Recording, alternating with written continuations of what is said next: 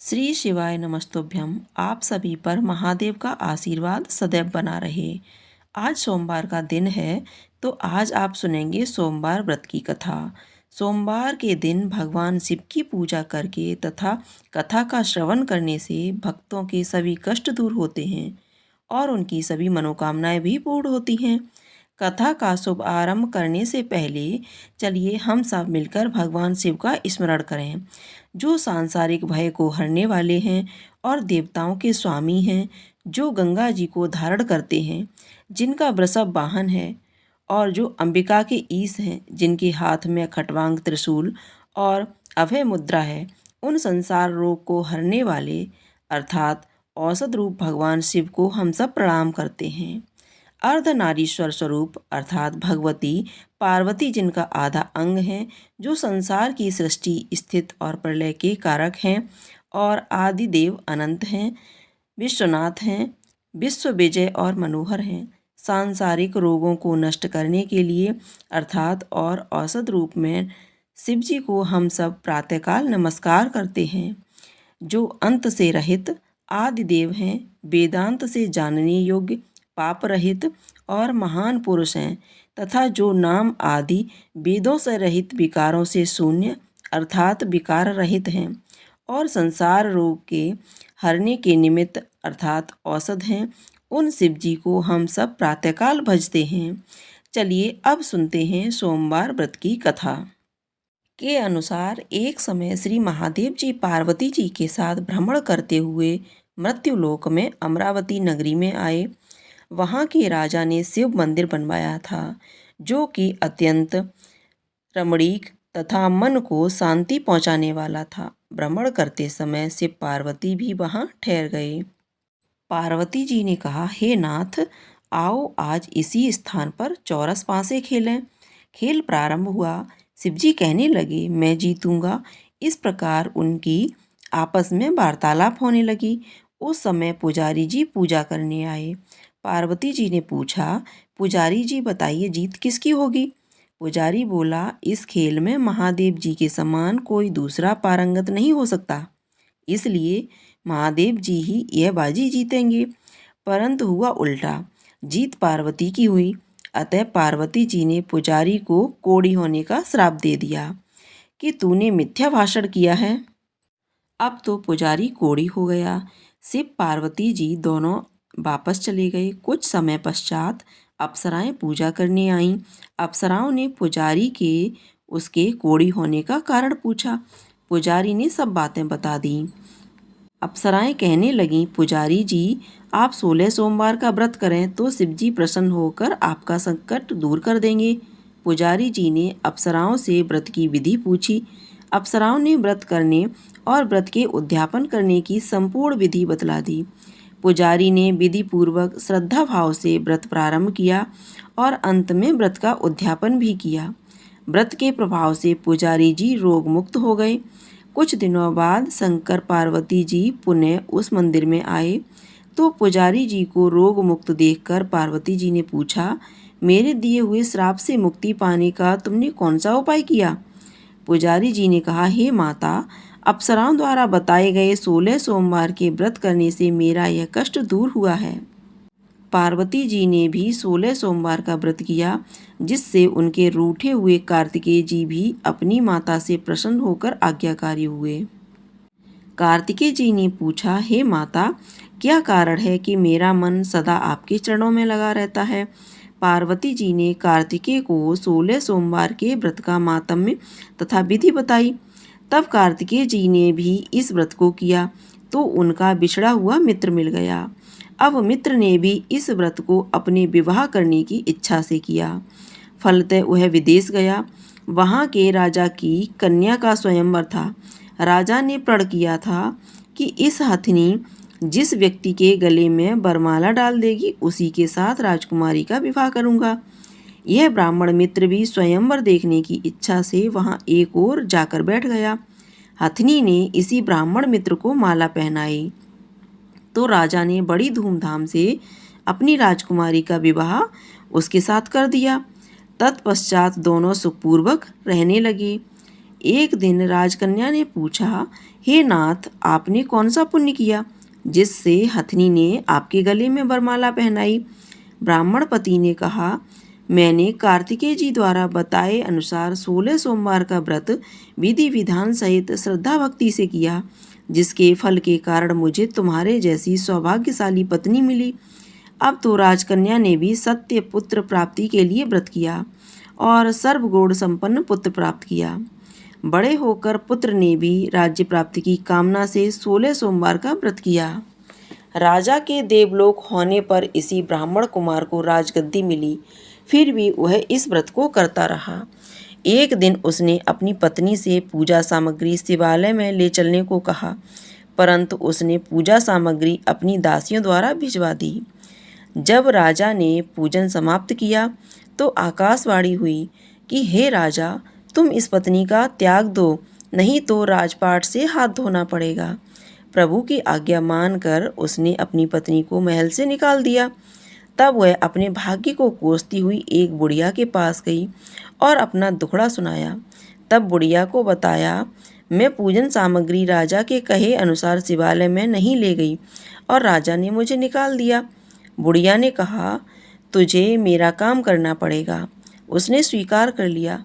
तब बुढ़िया ने सूत की गठरी उसके सिर पर रखी और बाजार भेज दिया। रास्ते में आंधी आई तो सिर पर रखी गठरी उड़ गई।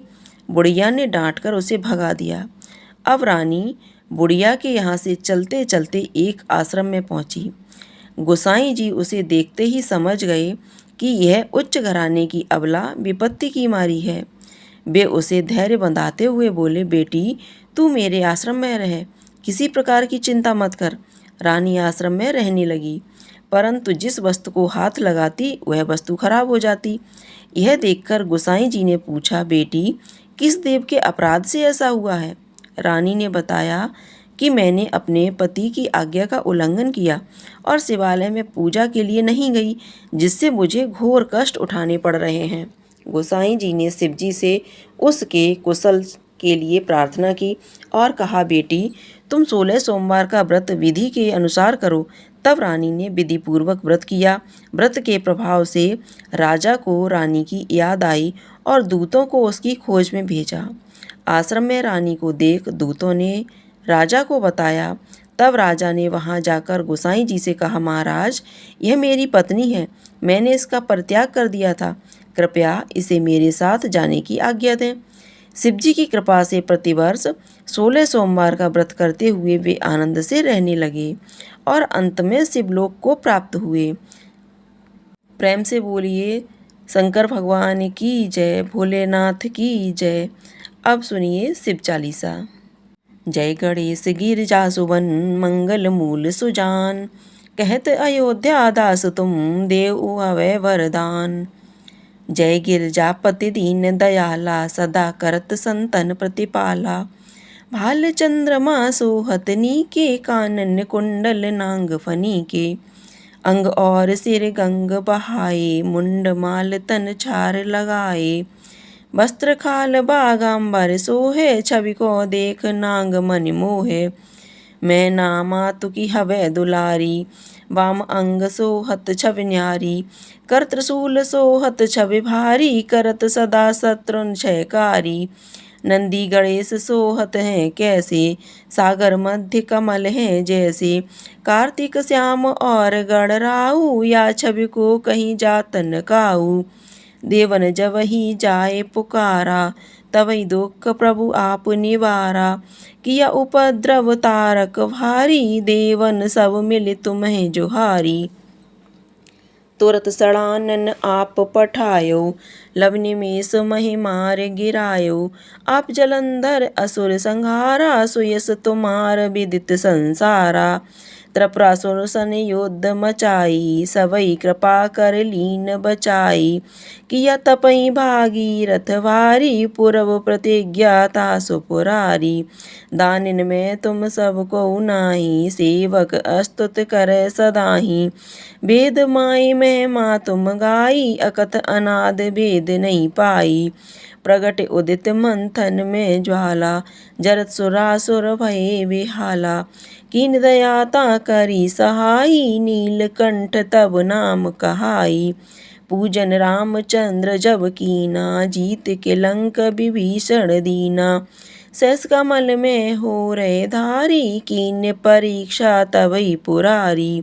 एक कमल प्रभु राखे जोई, कमल नयन पूजे से सोई। कठिन भक्ति देखी प्रभु शंकर, भये प्रसन्न दिए इक्षित वर। जय जय जय अनंत अविनाशी, करत कृपा सबके घटवासी।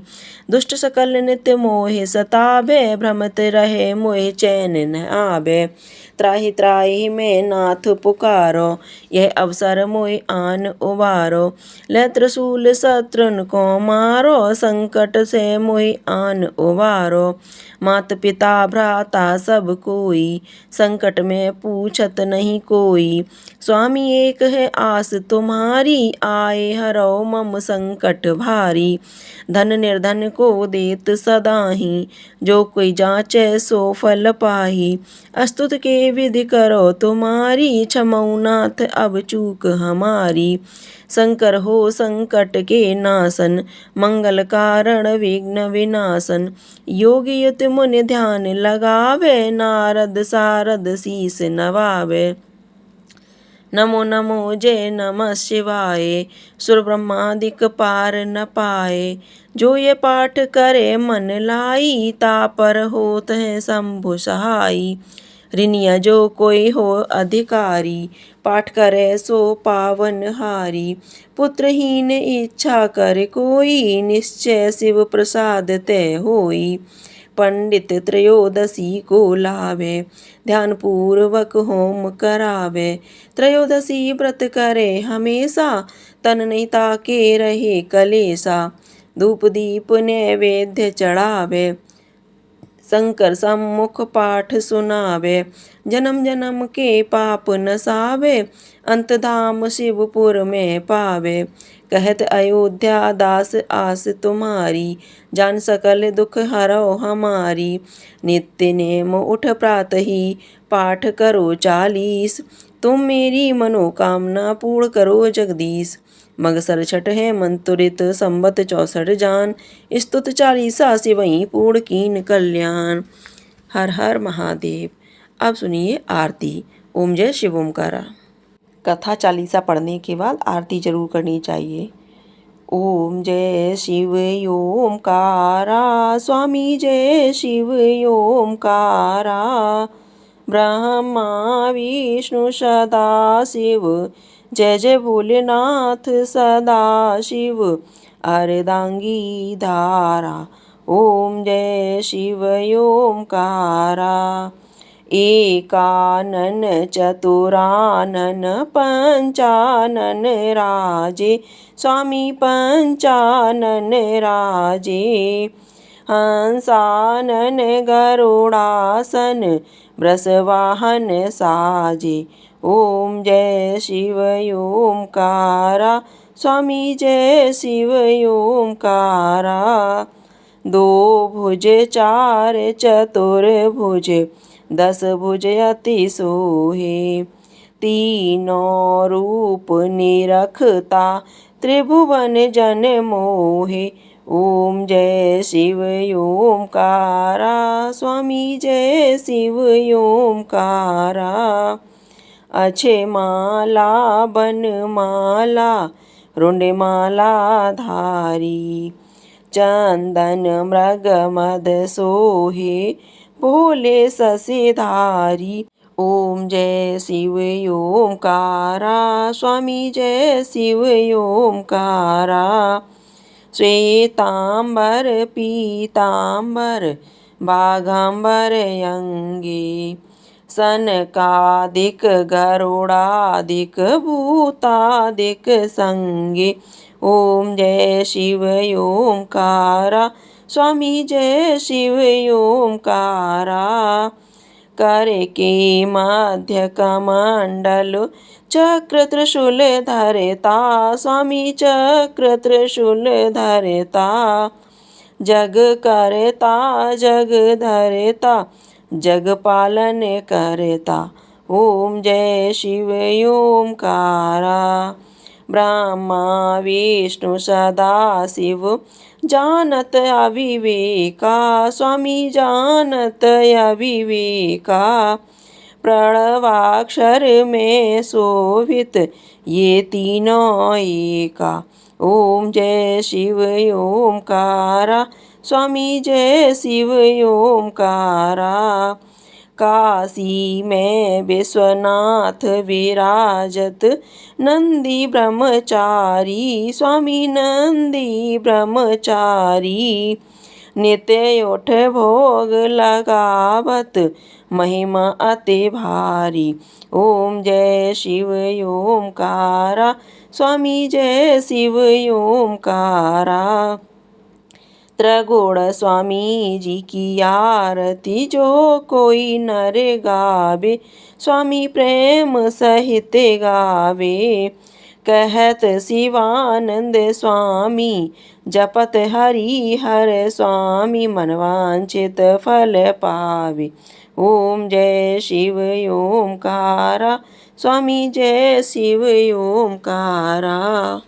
प्रेम से बोलिए हर हर महादेव, हर हर महादेव। अगर आपको यह कथा पसंद आई हो, जानकारी पसंद आई हो, आरती पसंद आई हो तो कमेंट बॉक्स में जा कर के हर हर महादेव ज़रूर लिखिएगा। वीडियो को लाइक कीजिएगा। आपके लाइक करने से मुझे पता चलता है कि आपको कथा कैसी लगी। अगर आपको कथा पसंद आई हो तो वीडियो को लाइक ज़रूर कीजिएगा और कमेंट बॉक्स में हर हर महादेव लिखना मत भूलिएगा। अगर चैनल पर पहली बार देख रहे हैं तो चैनल को सब्सक्राइब कर लीजिएगा ताकि आप इसी तरह की कथाएं समय से सुन सकें। धन्यवाद।